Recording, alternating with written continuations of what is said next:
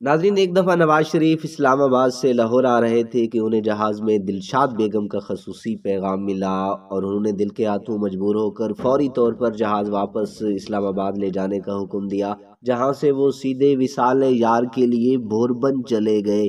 یہ سلسلہ ان کی وزارت عظمیٰ تک چلا اور ٹیلی فون پر رومانوی گیتوں کا سلسلہ بھی رہا۔ خصوصی ملاقاتوں اور ہیلی کاپٹر پر خصوصی سیر و تفریح کے واقعات بھی سامنے آئے، اور خصوصی طور پر دلشاد بیگم سے ٹیلی فون پر گانوں کی فرمائش، آج کوئی ایسا گیت گاؤ کہ ہمارے جذبات جاگ اٹھیں۔ یہ سب کچھ ماضی کا حصہ ہے۔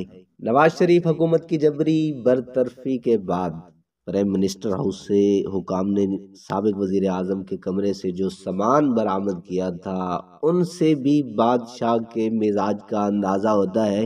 12 اکتوبر 1999 کو نواز شریف حکومت کی برطرفی کے بعد پرائم منسٹر ہاؤس سے عیاشی کا جو سامان برآمد ہوا، اس میں سیکسی بند، جس پر عیاشی اور رنگینی کے تمام لوازمات کا اہتمام موجود ہوتا ہے، ویاگرا گولیوں کا ایک بڑا شاک، بلیو پرنٹ ویڈیو کیسٹس اور غیر ملکی فاش ریسیل شامل ہے۔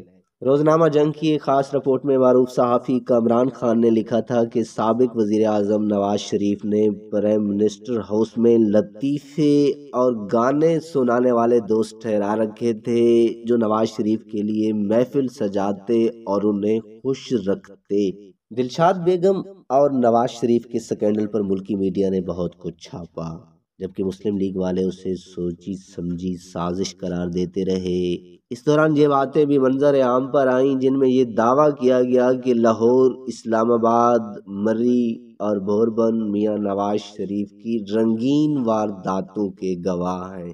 طاہرہ سید اور دلشاد بیگم صرف دو خواتین ہی میاں نواز شریف کی منظور نظر نہیں رہیں، بلکہ ان میں کئی اور پردہ نشینوں کے نام بھی آتے ہیں۔ ایک دور میں یہ بات بھی بہت مشہور ہوئی کہ فلم انڈسٹری میں کسی بھی ہیروئن کی کامیابی کا راستہ ماڈل ٹاؤن سے ہو کر جاتا ہے، جبکہ ایک بار معروف کالم نگار ہارون رشید نے میاں نواز شریف کی ذاتی زندگی کے حوالے سے چند نکات اٹھائے تھے جن سے ان کی شرافت کے کئی نمونے واضح ہوتے ہیں۔ ارے قسمت قوم کی، یاش پرست اور زناخور حکمران ہمارے اوپر مسلط کیے گئے اور شاید یہ قیامت تک ہوتے رہیں۔ ناظرین، تنقید یا تائید آپ لوگوں کا حق ہے۔ اس ویڈیو کے بارے میں ایک کومنٹ ضرور دیجیے گا۔